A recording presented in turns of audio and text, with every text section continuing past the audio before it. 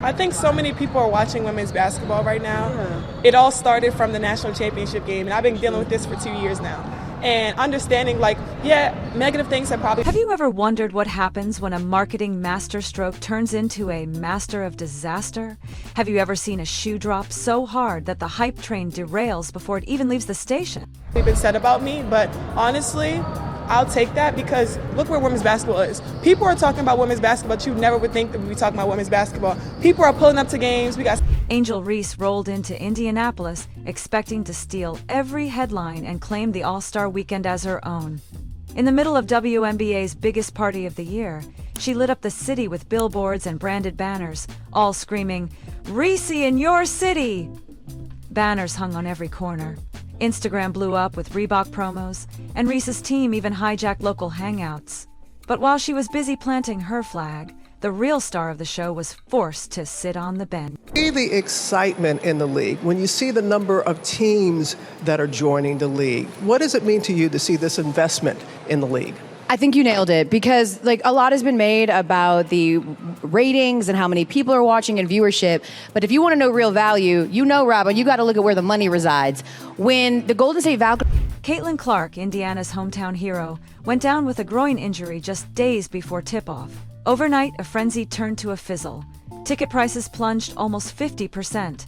Restaurants that anticipated sellout crowds sat half empty. Hotel lobbies that once buzzed with chatter about Clark vs. Reese now echoed with quiet disappointment. In less than 24 hours, the entire All-Star narrative flipped, from a rivalry for the ages to a cautionary tale in marketing gone horribly wrong. Announced they were going to expand in 2023. It was $50 million to have a team, the expansion fee. When we announced a couple of weeks ago that we were adding 3 more teams to bring the total to 18, each one of those teams spent $250 million just to have a team in the W. Exactly. I'm not good at math, Robin. And from Angel Reese's shoe drop was meant to be the moment she stepped out of Clark's shadow. Instead, it became the moment we all saw just how much energy and excitement the league has tied to one player. When Clark couldn't play, fans lost their spark. And when fans lose their spark, no amount of billboard blitz or social media stunt can light it back up. celebrities coming to games, sold out arenas, just because of one single game. And just looking at that, I'll take that role. I'll take the bad guy role, and I'll continue to take that on and be that for that. Those numbers don't lie. Before Clark's injury, average ticket prices for seats at Gainbridge Fieldhouse hovered around $121. After the announcement, they sank to $64. That's not just a dip. That's a record-setting drop that screamed momentum misplaced. Businesses in downtown Indianapolis got a real-time lesson in sports economics. Star power drives demand, and without it, the market craters. For my teammates, and if I want to be that, and I know I'll go down in history, I'll look back in 20 years and be like, yeah, the reason why we watching women's basketball is not just because of one person, it's because of me too, and I want y'all to realize it. Meanwhile, Angel Reese doubled down. Instead of pulling back and letting the league focus on recovery and solidarity, she cranked up the volume on her takeover campaign. Social media flooded with clips of her strutting through Clark's territory as if daring the injured star to respond.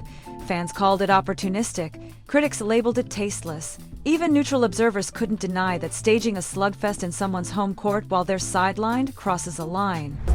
It's not just because of one person. A lot of us have done so much for this game, and Kennedy has been here before, obviously, but there are so many great players in this league that have deserved this for a really, really long time. And then came the cherry on top. WNBA players used all-star warm-ups to spark a pay equity protest, donning "Pay Us What You Owe Us" shirts, just as ticket sales and attendance showed the sport's fragility. It was a valid cause, hampered by terrible timing. Viewers who had just watched demand evaporate because of one injury now saw the league airing its grievances at the height of a perceived crisis. The optics? Awkward. The backlash? Immediate. And through it all, Reese insisted the rivalry was real. She's only been in Clark's zone on game days, she said, and never won there. Which maybe is exactly why she tried so hard to manufacture her moment. But real basketball rivalries are settled on the court, not on billboards. Claiming victory when your opponent can't even suit up? That's not confidence. That's desperation. What I understand, there was another 12, 13 investors that could have brought even more. So I think when we talk about value, we have to look at the money, and it is skyrocketing. Yeah, also skyrocketing the play. By the end of the weekend, the message was clear. No marketing gimmick can replace the genuine buzz created by on-court excellence. Angel Reese's campaign backfired because it ignored the fundamental truth of sports fandom. Fans crave authenticity and competition. They want to cheer their heroes against worthy foes, not watch a one-sided spectacle manufactured in corporate boardrooms. The fallout didn't end when the final buzzer sounded. Social media lit up with memes poking fun at the timing of Reese's takeover. Fans shared side-by-side images of empty stands next to Reese's giant billboards. Even casual viewers who stumbled onto the story couldn't help but point out the irony. The stunt that was supposed to command attention instead became the punchline of the weekend. Play on the court. So, Shanae, here we are about halfway through the season. Who are the players? Who are the teams? What are you seeing right now? Well, we're here in Indiana for... Local businesses felt the sting well beyond game night. A downtown pub that once planned a Reese vs. Clark viewing party saw barely a handful of patrons. Street vendors who invested in custom t-shirts found themselves folding unsold merch at day's end. Uber drivers reported fewer rides, as many visitors stayed home rather than brave half-empty arenas. When star power fades, the entire ecosystem takes a hit. Sponsors began to rethink their strategies on the fly. Reebok's marketing team reportedly scrambled to adjust messaging after ticket prices crashed. An internal memo suggested cutting back on billboard spend and shifting budget to more basic product lines. Even Nike, which usually watches rival campaigns from afar, quietly re-upped its support for Clark-themed gear. In a battle of brands, timing and goodwill proved more valuable than any flashy billboard. All-star, the energy has been great. And there are two players that I saw that had a really cute moment on the carpet. I'm gonna call them Big A and Little A. Meanwhile, the legacy of Clark's influence only deepened. Analysts noted that every time she steps off the court, her absence echoes louder than any marketing stunt. Ticket resale sites became a barometer for her pull. Without her, the numbers plummet. With her, they soar. This weekend's data will be studied in sports marketing classes for years to come. It's a clear lesson that authentic connection outweighs manufactured buzz. Angel Reese now faces a critical choice. She can lean into the controversy, doubling down on the rivalry narrative, or she can pivot toward rebuilding genuine support. A toned-down approach that focuses on her own trailblazing highlights rather than someone else's injury might win back skeptics. A heartfelt community event or charity game could show a different side of her brand. The ball is in her court. Will she rebound or keep falling? Okay. We all know who Big A is, Asia Wilson, Yes. the three-time MVP. And what I love is that she became the fastest player to 5,000 points. And she's come... The media's role also came under scrutiny. Pundits who once hyped the Battle of the Stars now admitted they oversold the narrative. National talk shows replayed blooper-style clips of Reese's promo trucks rolling through deserted streets. Critics argued that covering the stunt at all gave it undeserved weight. Some columnists even called for more coverage of real athletic achievements rather than PR stunts. At its core, this fiasco underscores a harsh truth about women's sports. Despite growing interest, the league still hinges precariously on a few marquee names. It means that when those names are sidelined, even for good reason, the whole house of cards trembles. True stability will only come when fans buy in for the collective story, not just one or two stars. That's a tall order, but it's the only way forward. Looking ahead, a rematch between Reese and Clark could settle the score properly. Imagine both superstars at full strength, competing head-to-head for real stakes. No billboards, no social media taunts, just pure, unfiltered competition. That's the kind of drama fans crave. It's time to let the hardwood decide. Coming off of dropping 37, and then Lil A, but I mean that respectfully, Angel Reese. She has been special. She had a string of... For Reebok, this could be a turning point in how sports brands engage with athlete narratives. The lesson? Respect the game first, the hype second. A campaign built on community events, youth clinics, and real fan experiences might resonate more. Genuine stories of overcoming adversity and teamwork often outshine bold claims. In marketing, substance must lead style. Reese's next public appearances will be telling. A gracious acknowledgement of Clark's contribution to the sport could win back goodwill. An interview that highlights mutual respect rather than rivalry might shift the narrative. People respect honesty more than bravado. A subtle change in tone could rebuild bridges. Games where she had 15 rebounds. She went from 10 points per game in May to 14 points per game in June to 18 points per game in July, on top of leading the league in. Fan forums remain alive with debate. Some defend Reese's right to promote her brand aggressively. Others believe athletes should never capitalize on an opponent's misfortune. The split shows how deeply people care about fairness in sports. It also reflects the high standards we hold our stars to. The economic impact in Indianapolis serves as a case study for cities hosting major events. Promoters now consider star availability as a core variable in forecasting revenue. Insurance policies for ticket guarantees might become standard practice. Local governments could demand contingency clauses from leagues. One player's injury shouldn't paralyze an entire weekend economy. And rebounds, you know I love a good rebound. I know you, know do. What I'm saying? I know you do. But her double-doubles, I mean, it's just like automatic for her. Yeah, it's amazing because we've had some amazing type of rebounders. Yeah. Think about. On the court, Clark's recovery timeline will be watched closely. Even a short absence carries heavy financial weight for the league. Rehab updates will dominate sports news cycles for weeks. When she returns, expect a surge in ticket sales and media interest. Her comeback game could break new records. Angel Reese can still salvage her reputation. A genuine focus on her own game, dropping 30-point nights or pulling down double-doubles, will shift conversations back to basketball. Fans admire excellence on the court above all else. Show, don't tell. That should be her new motto. Reebok's next product drop could take cues from this misstep. Smaller, targeted releases around major games, rather than massive billboard blitzes, might build organic buzz. In-arena activations and pop-up shops can create local excitement without seeming invasive. Aligning with women's basketball clinics or youth programs offers authentic community ties. Rebecca Brunson, Courtney Paris, Yolanda Griffith, but Angel is setting a whole new bar. She really is. All right, Andrea, what do you see? Well, of course, you mentioned Indiana. Some of the best games so far we have seen this season. The broader WNBA sphere has its own lesson here. Building a league that thrives beyond one superstar means celebrating depth.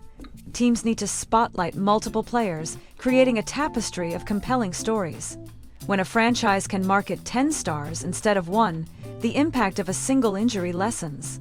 That's the blueprint for sustainable growth. As for the narrative of this rivalry, it's far from settled. The final chapter will be written on the hardwood, under the bright lights of stadium arenas filled with genuine excitement. Fans deserve that genuine contest, not a staged campaign built on desperation. When that day arrives, the real winner will be women's basketball itself. Until then, keep your eyes on the prize and your expectations grounded. Marketing will always play a role, but it can never replace the thrill of live competition. That primal draw, fans roaring, players battling.